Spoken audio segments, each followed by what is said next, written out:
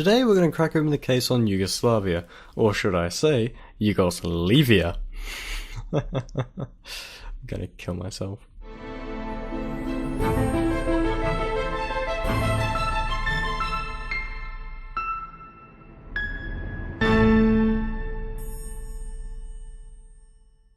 Hello and welcome to Feature History, featuring the fall of Yugoslavia and most likely a shitstorm in the comments.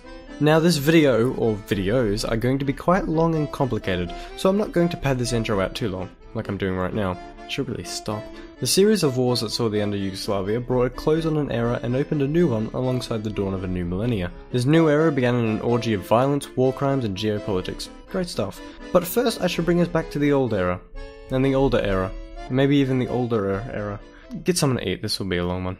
The Balkans, for a measurably long-ass time, has been an ethnically diverse region in Europe. It served as the border of Western, Eastern and Islamic worlds. Its long history consists of many independent kingdoms as well as even more empires attempting to conquer the region. The Byzantines, Ottomans and Austrians all took their shot at the region, but as nationalism took hold in the late 19th century, things were to change. Yugoslavia, a unified kingdom of southern Slavs, was a dream of their intellectuals as early as the 17th century. It'd be the ticket to their independence, a state united and a state that could resist foreign tyranny. Near the end of World War I, the southern Slavs under Austro-Hungarian rule broke away as a state of Slovenes, Croats and Serbs. The whole thing was a bit of a mess, and they turned to the only person who had an army in the area, the Kingdom of Serbia. They willingly entered a state of union with Serbia and Montenegro, forming the Kingdom of Serbs, Croats and Slovenes on December 1st, 1918. It was later retitled to the Kingdom of Yugoslavia in 1929, considering the old name was shit. Time passed and the kingdom was alright, but in the late 1930s their province of Croatia was pressured by Nazi Germany and Fascist Italy into pushing for more autonomy, and perhaps even independence. In 1941 the kingdom was invaded, divided and conquered. The Croatians were offered an independent state by the Germans. Under a checkered flag, the separatist Croatians were encouraged to begin a genocide against the Serbs, inspired by old religious rivalries. Throughout the war, royalists and partisans fought against the occupation. Communist revolutionary, Josip Broz Tito, distinguished himself when he led the partisans to victory. Tito's partisans were devoted to him, and so the former monarch of Yugoslavia was to remain in exile as Tito, with some support from the Soviets, established the Socialist Federal Republic of Yugoslavia in 1945. The country was organized as a federation of 6 socialist republics: Bosnia and Herzegovina, Croatia, Macedonia, Montenegro, Slovenia and Serbia.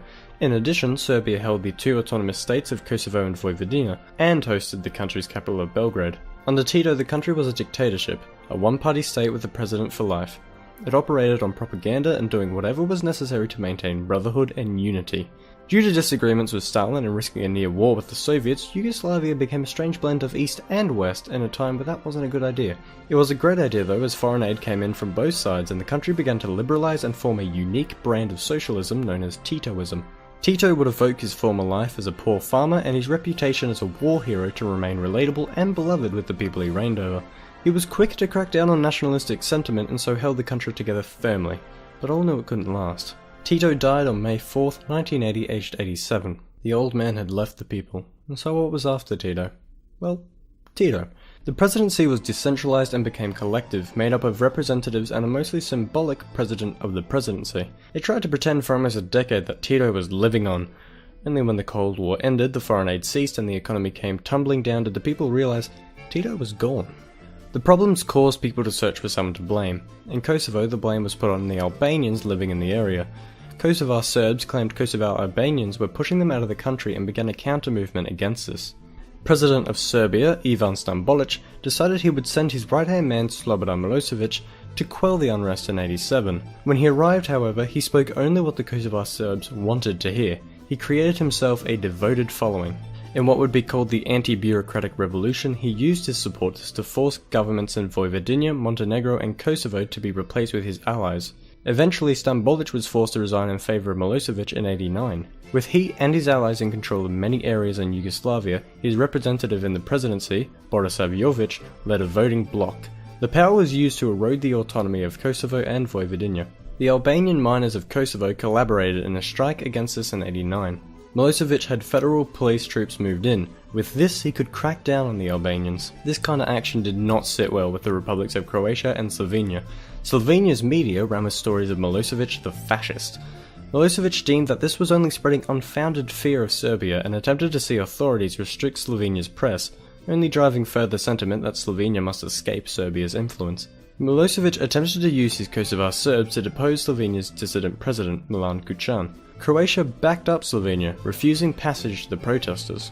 The political stalemate led to the 14th Congress being convened in January 1990. The Congress was attended by delegates from all republics and provinces. The debate was reform, whether to offer more autonomy to the republics of Yugoslavia or to build a stronger state of brotherhood and unity. Every proposal from Kucan was shot down by the Serbian voting bloc. The climate became tense and very, very frustrating. The Slovenian delegation walked, leaving the Congress.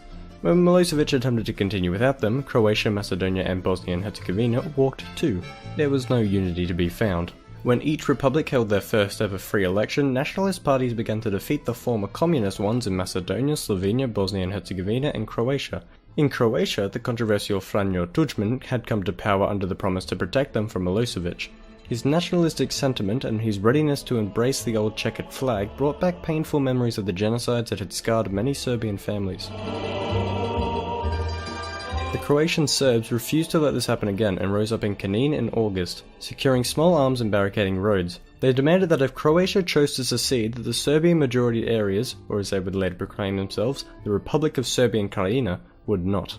Borisav Jovic, now head of the Yugoslav presidency, was ready to offer support to the Croatian Serbs' concerns. Tudjman, however, would not accept this and had helicopters dispatched to Knin ready to put down the rebellion. Jovic showed his hand when 2 Yugoslav fighter jets intercepted the helicopters and forced them to return to base. Serbia's influence had now consumed the Yugoslav People's Army, and so Tudjman would have to find his own way to fight. Hungarian arms began to be smuggled into Croatia, and at the same time Slovenes held a referendum asking the people if they desired independence. The people answered yes. The results of the referendum and later in 91, the exposure of Croatians' arms smuggling, led to the army command requesting the presidency enact a state of emergency. Croatian representative, Stipe Mesic, strongly debated the army head and Jovic. He accused the two of attempting to create a greater Serbia, whereas the army head insisted foreign powers were conspiring to destroy Yugoslavia. Regardless if either were true or not, it would mean war. The vote was placed in the Bosnian representative's hands, and after some serious umming and erring, it was rejected. Things calmed very slightly. But when Jovic's term came to an end in May and it was time that Mesic took head, he was blocked and the title offered to another Milosevic loyalist. The Croatians responded with an independence referendum that won in a landslide, most likely because the Croatian Serbs didn't show up to vote. On June 25, 1991, both the republics of Slovenia and Croatia declared their independence, beginning the very violent domino collapse of Yugoslavia.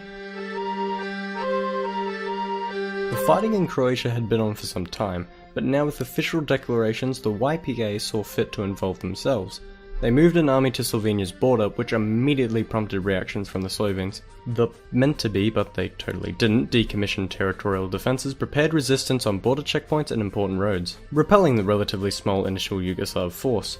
A short war with little casualties, a rarity in future, the conflict would be creatively named the 10-Day War. The European community placed pressure on the belligerents to open negotiations, leading to the Brioni Agreement on July 7, 1991. Croatia, Slovenia and Yugoslavia agreed to withdraw the YPA from Slovenia and allow Slovenia to take control of their borders, given that Croatia and Slovenia suspend their declarations for 3 months. This 3 months barely fazed the fighters battling in Croatia, but Slovenia used this time to make themselves into an actual country, while the YPA prepared an invasion into that country that couldn't fail. The plan was scrapped though on the reason that it's Slovenia who gives a shit, and so Slovenia had slipped away, but at the cost of leaving Croatia in the YPA's sights. Tudjman's fight stemmed from his insistence that he'd defend every inch of Croatia. In spite of it though, the rebels had made great successes, securing many Serb-majority towns and then some. Yugoslavia offered support as well, giving the rebels equipment and artillery. Later the YPA itself arrived at the border as peacekeepers that allowed the rebels to push forward and siege Vukovar in August. Things looked fairly bleak in Yugoslavia. So bleak that Macedonia passed a referendum and left. Just like that. Really makes everything seem a bit dramatic. The bleakness also caught the attention of The Hague, who arranged a peace conference with all 6 presidents. Tudjman insisted Croatia had the right to secede. Milosevic countered that then Krajina should too. Lord Carrington, head of the conference, asked if Milosevic would be prepared to accept Croatian independence if it was subject to the human rights of Serbs living outside of Serbia. Milosevic answered yes. When the written deal arrived though, it stated that all 6 republics would take this route. Milosevic could not agree. He had no intentions of breaking up Yugoslavia. By November, Vukovar fell, and those who had resisted were subject to massacre. By the dawn of 1992, a UN ceasefire would put a pause to the pain. However, another conflict had been brewing alongside the Battle of Vukovar. Yep, that's enough of that. I nearly would have gone and spoiled you there. Part 2 will be out around the end of the month if I actually stick to schedule, so expect it next month. See ya.